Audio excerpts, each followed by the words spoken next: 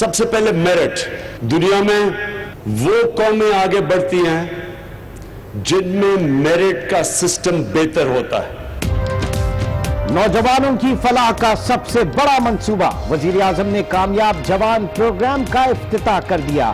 وزیر اعظم کہتے ہیں پروگرام میں میرٹ کا خاص خیال رکھا جائے گا. میرٹ سسٹم کی وجہ سے قومیں ترقی کرتی ہیں. نوجوانوں کو پاکستان کا مستقبل قرار دیا. وزیر اطلاعات خیبر پختونخوا کو دورہ شانگلہ مہنگا پڑ گیا. مشتعل ہجوم نے شوکت یوسفزئی کو گھیر لیا. پولیس نے بڑی مشکل سے بیچ بچاؤ کرایا. آبائی علاقے میں شوکت یوسفزئی کے خلاف نعرے. شوکت یوسفزئی ڈی ای او کے گھر تعزیت کے لیے گئے تھے. پشاور ہائی کورٹ نے action in aid of civil power ordinance غیر قانونی قرار دے دیا. قانون کے تحت گرفتار ملزمان کو عدالت میں پیش کرنے کا حکم. آئی جی پولیس کو انٹرمنٹ سینٹر اپنی تحویل میں لینے کا حکم. گورنر خیبر پختونخوا نے 5 اگست کو آرڈیننس کی منظوری دی تھی. PS11 لاڑکانہ میں ضمنی انتخاب. ووٹوں کی گنتی جاری. پیپلز پارٹی اور جی ڈی اے کے امیدوار میں کانٹے کا مقابلہ.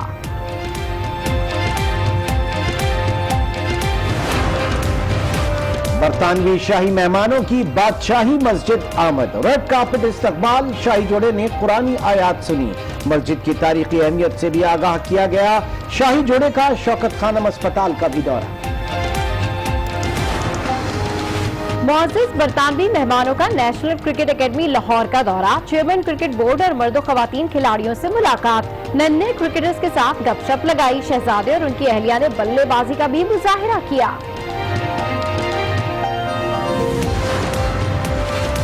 اپوزیشن کا احتجاج روکنے کے لیے حکومت متحرک. مذاکراتی کمیٹی میں توسیع کی جائے گی. جمعیت علماء اسلام سمیت تمام جماعتوں سے رابطہ کیا جائے گا. وزیر دفاع پرویز خٹک نے رہنماؤں سے پیغام رسانی شروع کر دی. کہتے ہیں اچھے نتائج سامنے آئیں گے. مولانا فضل الرحمان کو جلسہ کر کے واپس نہیں جانا چاہیے. حاصل وزنجو کا مشورہ. اہم وزارتوں میں کوئی بھی منتخب شخصیت نہیں. دوبارہ الیکشن کا مطالبہ. کہا تحریک انصاف کا دھرنا فرمائشی اور طے شدہ تھا. کراچی کے علاقے ڈیفنس میں تیز رفتار گاڑی نے اسکول کے 2 بچوں کو کچل دیا. ایک جاں بحق دوسرا شدید زخمی. اسپتال منتقل. پولیس نے ڈرائیور کو گرفتار کر لیا. ٹڈیوں کے لشکر کا بدین کے مختلف علاقوں پر حملہ. فصلوں کو تہس نہس کر دیا. کاشتکار پریشان. محکمہ زراعت سے اسپرے کا مطالبہ.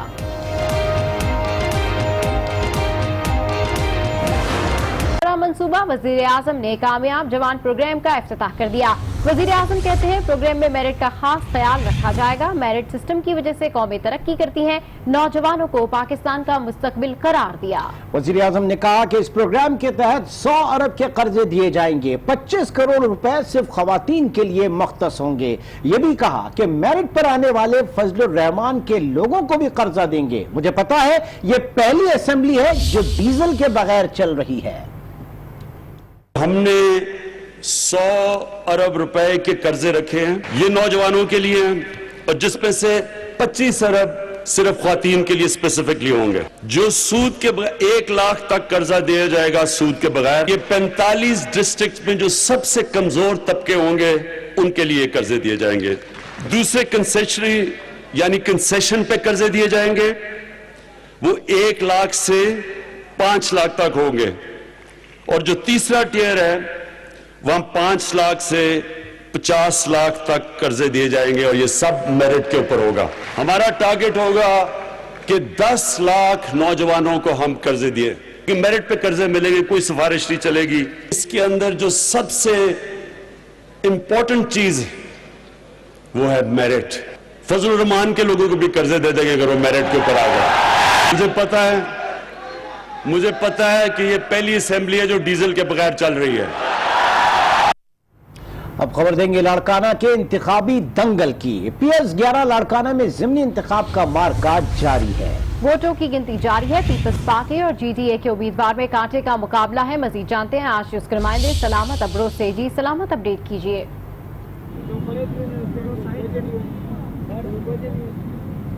یہ بالکل 11 کی اگر بات کی جائے ضمنی انتخابات کی تو صبح سے سویرے سے 8 بجے ہوا تھا.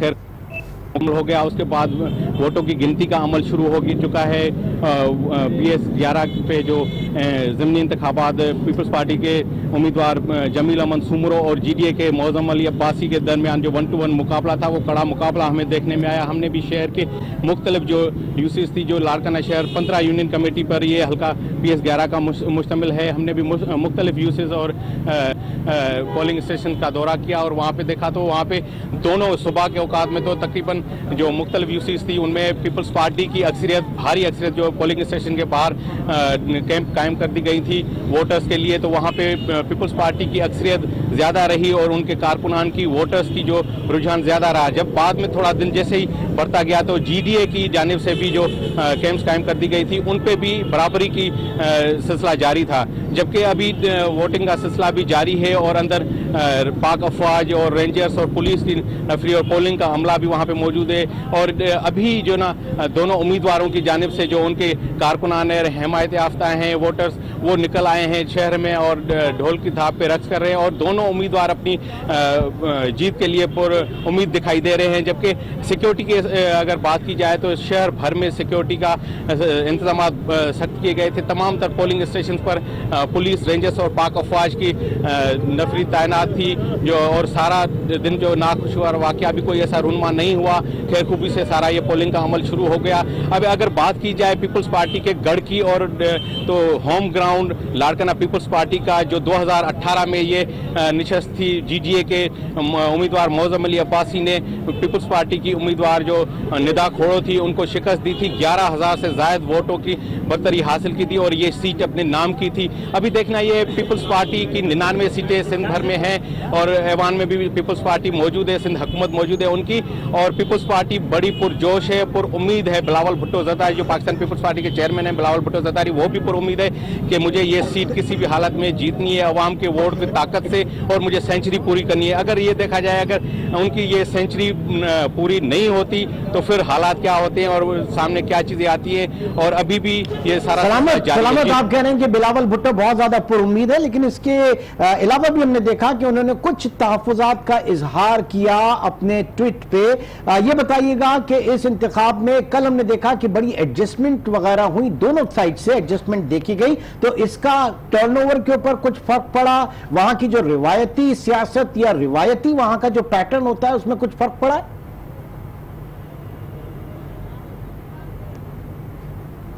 जी बिल्कुल, आपने सही कहा कि यहाँ पे जो दोनों उम्मीदवारों पीपल्स पार्टी के जो उम्मीदवार है जमील अमन सुमरो और GDA के मौज़म अली अब्बासी, दोनों उम्मीदवारों की जानिब से तहफ़्फ़ुज़ात के भी इल्ज़ाम, धांधली के भी इल्ज़ाम के सामने ये बातें आई और उसके बाद उन्होंने जो इल्ज़ाम आए किए कि हमारे साथ वर्करों के साथ ये सिलसिला जारी है, पोलिंग कहीं पे सही नहीं हो रही, कहीं पे हमारे वर्करों के साथ नाइंसाफ़ी हो रही, ये इल्ज़ाम तो सामने आए, लेकिन फिर भी बखूबी से खैर प्रोसेस जो पूरा हो गया।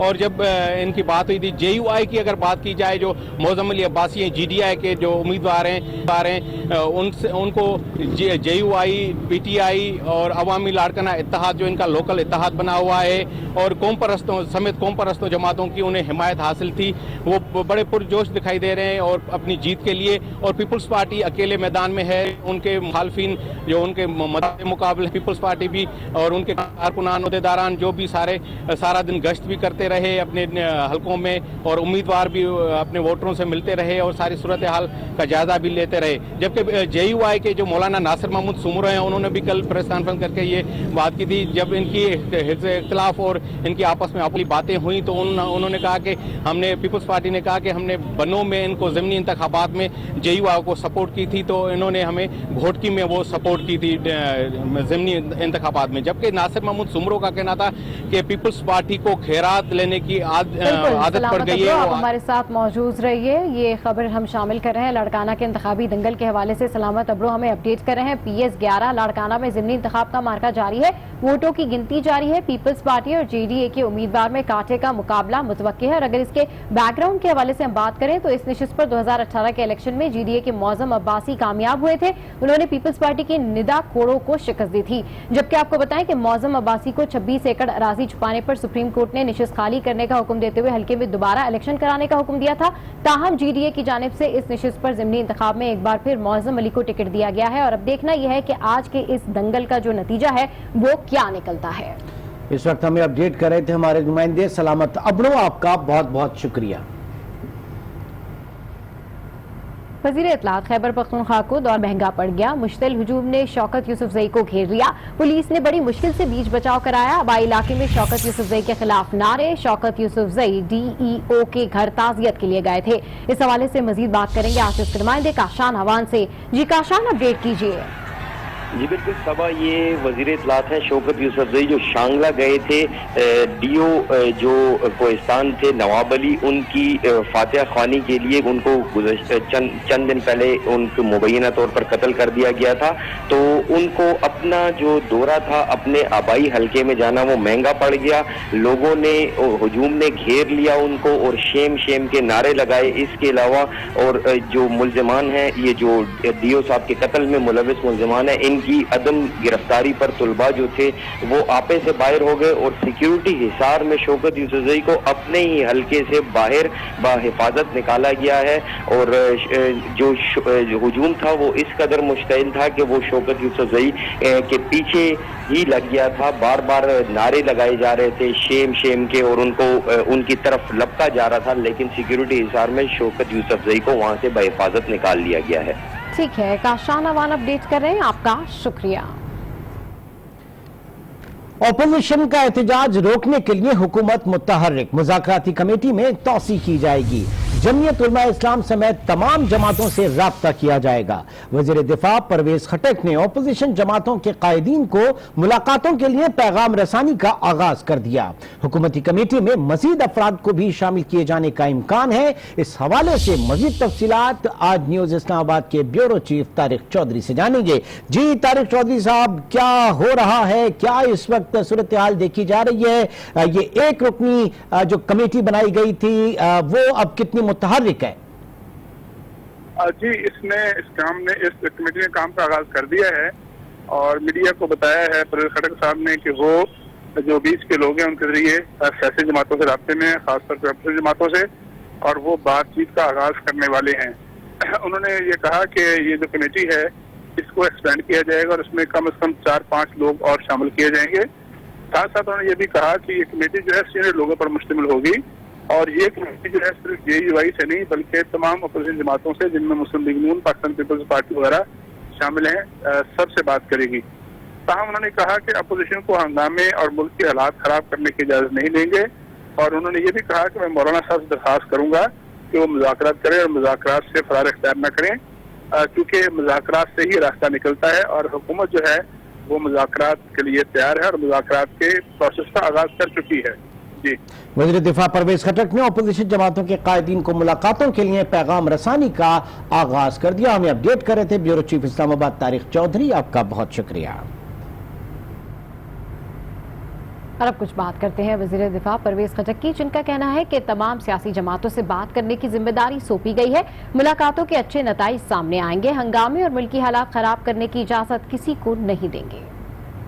उसमें मुझे उन्होंने ड्यूटी दी है कि सब पार्टियां, खाली मौलाना साहब नहीं, मुस्लिम लीग नून, पीपल्स पार्टी, ANP, PTM या जितनी भी मुखालिफ पार्टियां हैं जो इसमें हिस्सा लेने चाहती हैं उनसे हम रब्ता करें। तो मेरे रब्ते हमने शुरू किए हुए हैं और इंशाल्लाह जल्दी अच्छा रिजल्ट निकला। और फिर साथ साथ जो कमेटी बनानी है वो भी इंशाल्लाह शाम तक हम डिसाइड करेंगे। सब सीनियर लोग उस कमेटी में ला रहे हैं और हमारा मकसद यही है कि हम इनसे सबसे ये बात करना चाहते हैं कि अगर इनके पास कोई इशू है, कोई बात है, सामने लाए, एजेंडा दें, उस पर हम बात कर सकते हैं। अगर कोई इशू नहीं है और ख़ाली वो ये चाहते हैं कि मुल्क में हंगामे हों और मुल्क के हालात ख़राब हों, तो वो तो नहीं होने देंगे।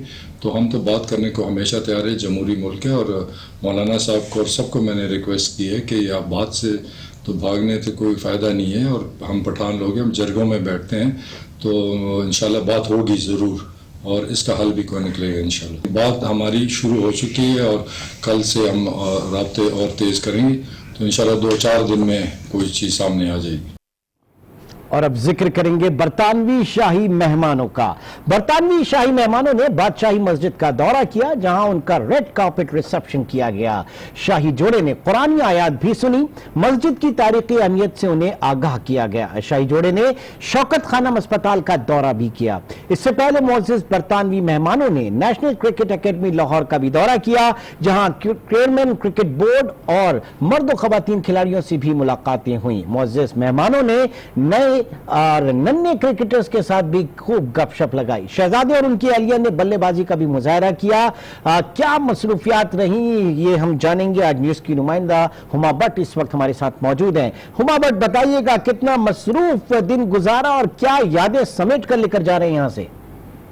جی بالکل، یادیں تو بہت زیادہ ہوں گی کیونکہ لاہور میں آج ان کا دن تھا شاہی جوڑے کا، اور شاہی جوڑا جو ہے جیسے ہی لاہور آیا تو لاہور ہے تو سب سے پہلے انہوں نے دن کا آغاز جو تھا وہ ایکسپریس ولیج سے کیا ہے جہاں پر وہ گئے، بچوں سے ملے اور وہاں پر انہوں نے بہت اچھی ایک کیٹ مڈلٹن نے بات بھی کی کہ وہ لاہور کو بہت پسند کرتی ہیں اور لاہور کے بارے میں بھی انہوں نے بہت اردو میں بھی کچھ مکالمہ بازی وہاں پر کی۔ اس کے بعد وہ یہاں سے نیشنل کرکٹ اکیڈمی گئی اور وہاں پر شاہی جوڑے نے کچھ وقت گزارا اور وہاں پر میچز بھی دیکھے اور وہاں پر کچھ پرتکلف جو کھانا تھا وہ بھی ان کو کھلایا گیا اور وہاں پر خوب مزے جو ہیں وہ جو شاہی جوڑا ہے اس نے کیے۔ اس کے ساتھ ساتھ وزیر اعلیٰ پنجاب اور ساتھ میں گورنر پنجاب جو ہیں ان سے بھی ان کی ملاقاتیں ہوئی ہیں اور ملاقاتوں کے بعد جہاں پر انہوں نے بہت زیادہ یادیں اپنی یہاں کی بتائیں اور ساتھ میں انہوں نے دو طرفہ تعلقات جو ہے اس میں ہم آہنگی کے بارے میں بھی بیان کیا اور ساتھ میں جب وہ پہنچے بادشاہی مسجد تو بادشاہی مسجد میں تاریخی عمارت کو دیکھ کر اس کے جو بھی نقش و نگار ہے اس کے بارے میں انہوں نے بہت سی یادیں بھی سمیٹی اور اس کے ساتھ ساتھ وہاں پر جو بادشاہی مسجد کے خطیب تھے ابو الخبیر انہوں نے وہاں پر جب شاہی جوڑے کو تحائف بھی پیش کیے جس میں قرآن پاک بھی ہے اور اس کے علاوہ کیٹ مڈلٹن کو انہوں نے شال پیش کی ہے اور اس کے ساتھ ساتھ بادشاہی مسجد کی جو تصاویر ہیں وہ انہیں پیش کی ہیں۔ شاہی جوڑا جو ہے وہ بادشاہی